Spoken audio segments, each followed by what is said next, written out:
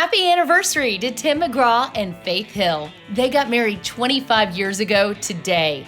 They first met at a country music radio seminar for new artists, but it wasn't until 2 years later on the Spontaneous Combustion Tour that sparks began to fly. They tied the knot in Tim's hometown of Rayville, Louisiana, and the duo are set to launch the new Yellowstone prequel, 1883, in December. Faith will play Margaret Dutton, the family's original matriarch, and Tim will play James Dutton, the patriarch of the family. I don't care if you live or die, but should you live, you tell them about me.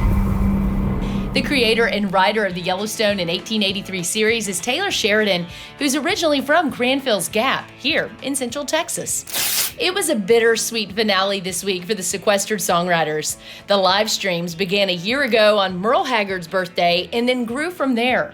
Singer-songwriters and another music couple, Courtney Patton and Jason Eady, told me it was really something they never expected.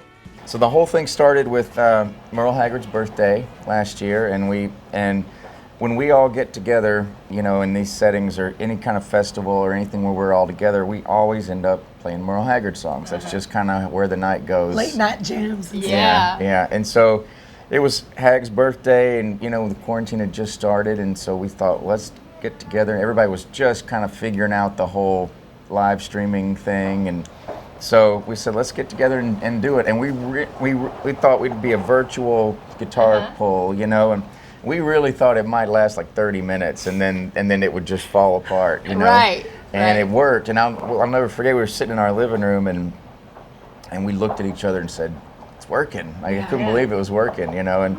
And so that it was going to be a one-time thing. And then the next day, we lost John Prine. And so then it was, you know, well, let's do it again next week and do John Prine songs. And then it just became, so who are we doing next week? Yeah. You know, and it just turned into that and kept going, and it was pretty amazing. Sequestered Songwriters is now a nonprofit helping artists in the Americana genre, and you can help support by showing up to their first ever festival fundraiser in Justin, Texas, October 17th. Just go to the Sequestered Songwriters Facebook page for more info.